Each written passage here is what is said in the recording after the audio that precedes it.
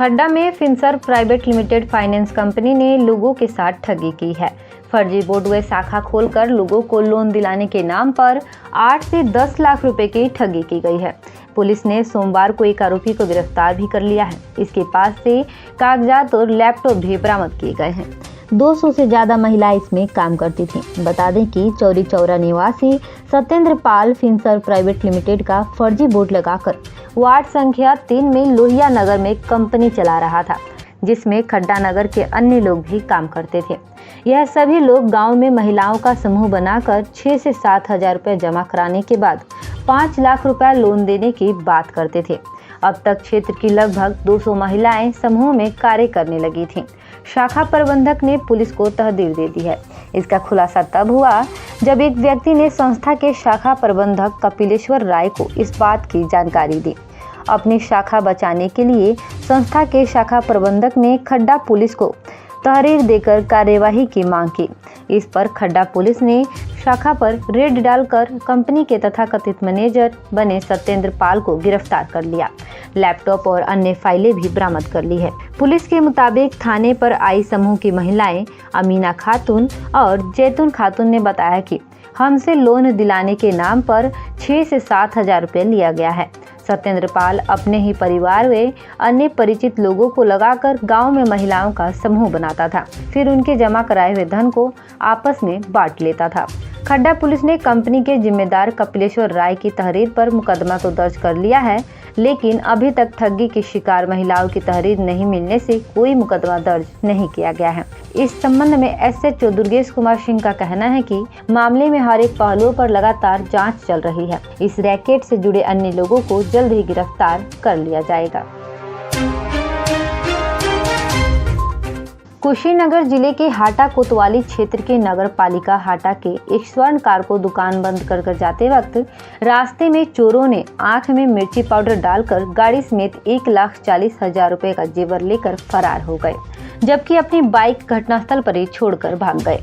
पूरा मामला हाटा कोतवाली क्षेत्र का है। धर्मेंद्र वर्मा ओम ज्वेलर्स के नाम से हाटा में सोने चांदी की दुकान चलाते हैं, जो प्रत्येक दिन की भांति सोमवार को भी अपनी दुकान बंद करके शाम को अपने घर भूड़ी पाकर देवरिया को जा रहे थे कि वह भी अपनी दुकान से 1 किलोमीटर दूर हाटा देवरिया मार्ग पर पटना मिश्रौली गांव के समीप पहुंचे ही थे कि बाइक सवार चोरों ने धर्मेंद्र वर्मा के आंख में मिर्ची पाउडर डाल दिया, जिससे धर्मेंद्र वर्मा रोड पर गिर पड़े। चोर उनकी बाइक लेकर चलते बने, जिसमें 1,40,000 रुपए के आसपास के जेवर थे और अपनी TVS bike number UP 52Z8369 को छोड़ गए, जिसको हाटा पुलिस ने अपने कब्जे में ले लिया है।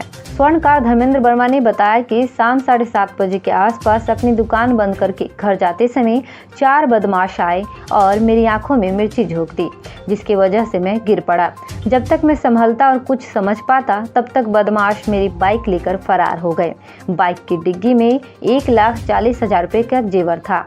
इस विषय पर जब हाटा कोतवाली के कोतवाली प्रभारी रणजीत सिंह भदौरिया से बातचीत की गई, तो उन्होंने बताया कि मैं घटनास्थल पर हूं और छानबीन कर रहा हूं।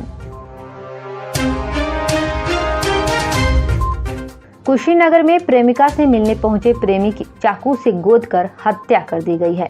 आरोप है कि प्रेमिका ने कल शाम को युवक को अपने घर बुलाया था। उसी समय उसके परिवार वालों ने उसे पकड़ लिया और लाठी डंडों से पीटा। उसके बाद चाकू से गोद कर उस युवक की हत्या कर दी। हत्या की वारदात तुर्कपट्टी थाना क्षेत्र के अमुआ तिवारी गाँव की है। यहाँ की युवती का पटहेरवा थाना क्षेत्र के रहसू सोमाली पट्टी निवासी 22 वर्षीय विकास प्रसाद पुत्र चंद्रशेखर प्रसाद से प्रेम संबंध था। मृतक विकास के पिता चंद्रशेखर प्रसाद ने बताया कि मेरे बेटे और युवती में काफी दिनों से प्रेम प्रसंग चल रहा था। युवती कई बार मेरे घर आ चुकी थी, जिस पर परिवार के लोग उसे समझाकर वापस भेज देते थे।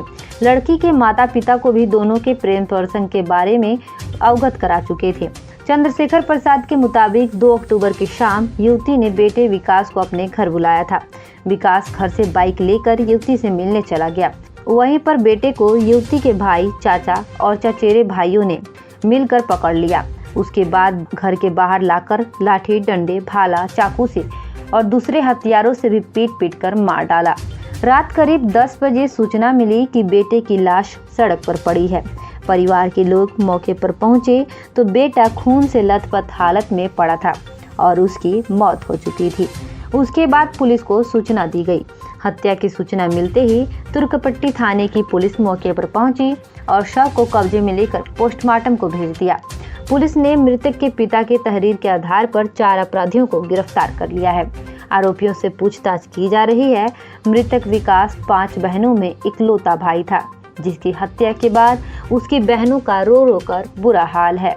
माता पिता भी इकलौते बेटे की हत्या के बाद अब बेसुध हो गए हैं।